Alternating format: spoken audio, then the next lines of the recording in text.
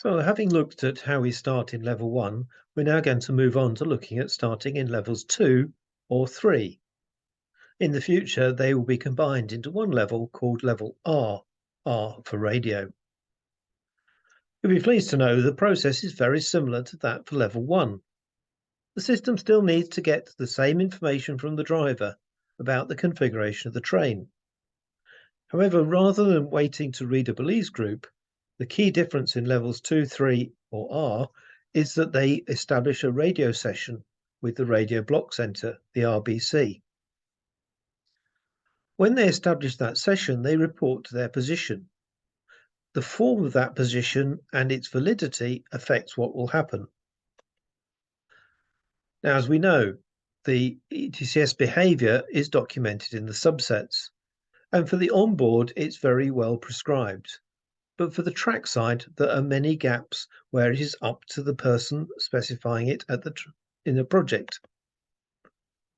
And one of the areas which is left up to the project to decide how to react is when the RBC receives those position reports. Depending on the classification of the report, then the RBC can choose one of several behaviors, and we'll be looking at that in detail. The overall flowchart is the same as for level 1. However, for level 2 and 3, the path is slightly different. When the driver inserts their key, they'll be asked to enter their ID again. But now we consider what happens when the position is valid or not. If it is a valid position and level, then immediately the onboard will attempt to establish a radio session with the RBC. In the process, it will check that the mobile terminal is registered with the network. In the UK, we only have one network, so this will always happen. It's a little bit like your mobile phone roaming onto a network when you go abroad. If, however, the stored position or level were not valid, then the driver will be asked to confirm the level, and if they enter levels 2 or 3, they will also be asked to confirm the RBC that they wish the train to connect to.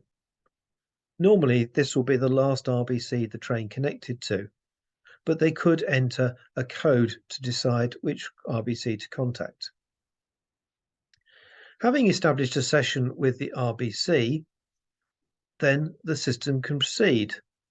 But if that session can't be established for any reason, perhaps we're in a communication black spot, perhaps the RBC is not responding, or we haven't got a valid encryption key, then the onboard will inform the driver and move on into the degraded processes. However, normally a session will be established, and we can now look at how the trackside responds when it receives the reports of the position of the train.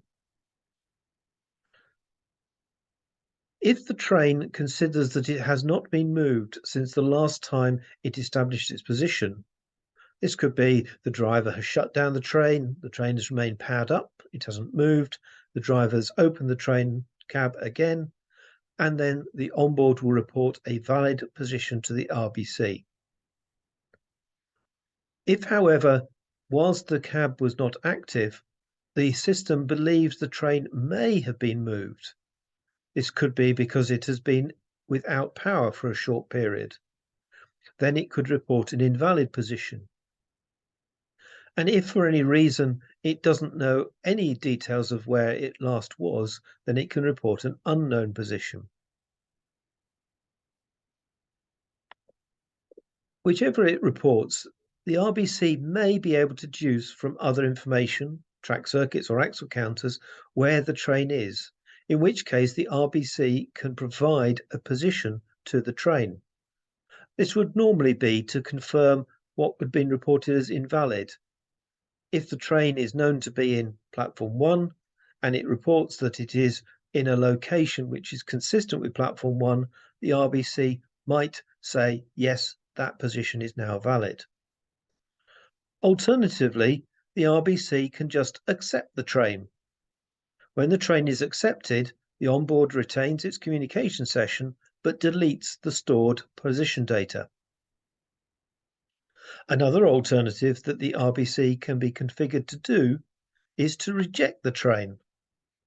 If the train is rejected, as well as deleting the stored data, the onboard terminates the session. And in this case, because the train will not be able to move without the driver undertaking other activities, the onboard will inform them. Whichever path goes through this little bit of the flowchart, we end up back at the left-hand side of the main flowchart where the driver needs to select from the menu train data entry. Train data is entered. If the train running number is valid, or if not, then the driver will be requested to enter it. And then, since we are now in levels 2 and 3, the system will check that the session is open. And once the session is open, it will actually send the data to the RBC and await an acknowledgement. Because the RBC is going to issue movement authorities, it is helpful if it knows more information about the train. So it receives a specialized packet of information from the onboard, which it will store, and it then acknowledges receipt. And at this point, we're now ready for the driver to press start on the DMI in order to start the journey. And there are a number of choices depending on what the trackside decides to do, the state of the infrastructure. Ideally, we would like to send a movement authority that results in full supervision. This is where all the information is known by the trackside, and it can authorize the train to move at the full speed for the full distance. However, it's quite common when you're starting a new journey that not all the information is known, or it is not known with sufficient certainty, in which case an on-site movement authority may be issued, or it could be limited supervision or shunting. In either case, the driver is going to have to take some responsibility for the movement, so they need to acknowledge entry into that mode.